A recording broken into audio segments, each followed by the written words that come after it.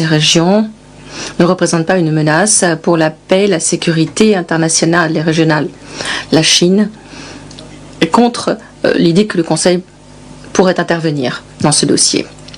Deuxièmement, la question des régions du nord-ouest et du sud-ouest du Cameroun relève des affaires internes du Cameroun. La communauté internationale devrait respecter la souveraineté nationale, l'indépendance et l'intégrité territoriale du pays et ne devrait pas s'immiscer dans ses affaires internes.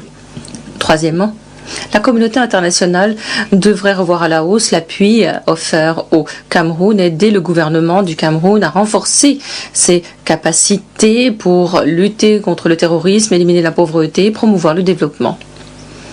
La Chine appuie le gouvernement du Cameroun dans le cadre des efforts déployés pour préserver l'unité nationale ainsi que l'intégrité territoriale du pays.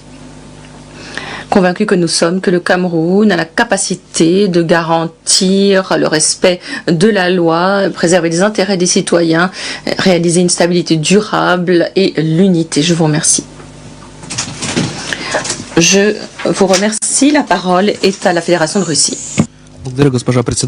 Merci Madame la Présidente. Mesdames et Messieurs, chers collègues, la situation au Cameroun, qui était marquée par une stabilité au cours des dernières années, s'est fortement compliquée. Les raisons sont une aggravation de la situation dans le Sahel, les conflits qui existent en RCA, la croissance de la piraterie dans le golfe de Guinée, ou encore l'activisation des groupes terroristes Boko Haram qui mènent des attentats, notamment sur le territoire du Cameroun, mais également la dégradation humanitaire liée au grand nombre de réfugiés venant des pays voisins. Nous constatons malheureusement le renforcement des tensions dans les régions anglophones au Cameroun. D'après nous, la situation n'est pas le résultat des récents événements. Il y a une division qui a été assurée par les puissances coloniales européennes, qui a été faite sans tenir compte des spécificités religieuses, linguistiques ou ethniques sur le continent. Et le Cameroun n'a pas fait exception. Nous sommes préoccupés par le fait que ce potentiel de conflit dépasse les limites des régions anglophones et touche tout le pays.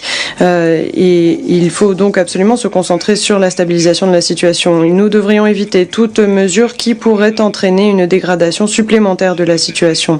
Nous considérons que régler les problèmes internes au Cameroun peut se faire par le biais de pourparlers en respectant les droits de l'homme et la primauté du droit. Nous aimerions appeler votre attention sur le fait qu'en prenant une décision concernant un format inhabituel pour discuter d'une situation humanitaire, les organisateurs doivent avant tout se poser la question de savoir comment aider et comment est-ce que cela va aider les organisations et les agences des Nations Unies. D'après nous, cela doit être assuré par le biais d'un dialogue organisé par le coordonnateur résident et les agences sur le terrain. Nous tenons à le souligner. Il est important de ne pas dépasser la limite et de passer à une ingérence dans les affaires intérieures. Nous en sommes convaincus. Les Camerounais sauront régler leurs problèmes en recourant à leurs propres efforts, avec l'appui bien entendu des organisations régionales et de l'Union africaine en premier lieu. Pour notre part, nous sommes prêts à appuyer ce pays, mais seulement dans le cas où nos partenaires camerounais le considèrent nécessaire. À l'heure actuelle, toutes les parties camerounaises doivent se concentrer sur l'établissement d'un dialogue national. Je vous remercie. Thank you. Je vous remercie. Je donne à présent la parole à d'autres représentants conviés à intervenir. Je donne la parole au représentant du Cameroun. Monsieur l'ambassadeur, vous avez la parole.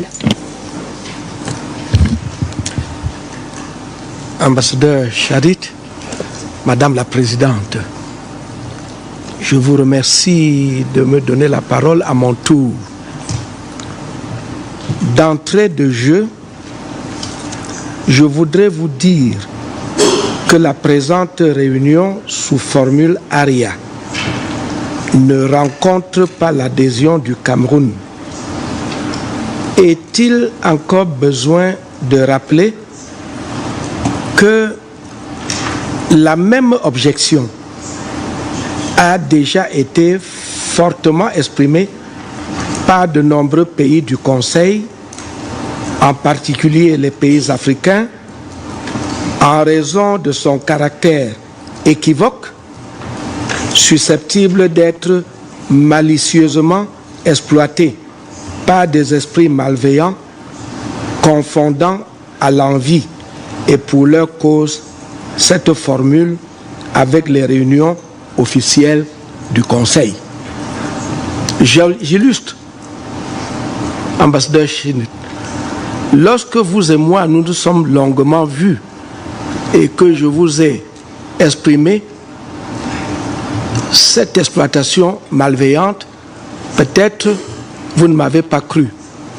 Depuis le début de cet après-midi, dans les réseaux sociaux, il est dit que le Conseil de sécurité a siégé, a adopté une résolution et que les voix se sont établies comme suit. Pour le Cameroun, France, Côte d'Ivoire, Belgique, Guinée équatoriale, neutre, Chine. Contre le Cameroun, États-Unis d'Amérique, Royaume-Uni, Russie, Allemagne, Indonésie, Pérou, Koweït, Pologne, Afrique du Sud, République dominicaine. Et que ce faisant, le Cameroun a été battu. Voilà, ambassadeur Chérit, les confusions pour lesquelles je vous avais fait l'amitié de vous dire toute ma précaution. Maintenant,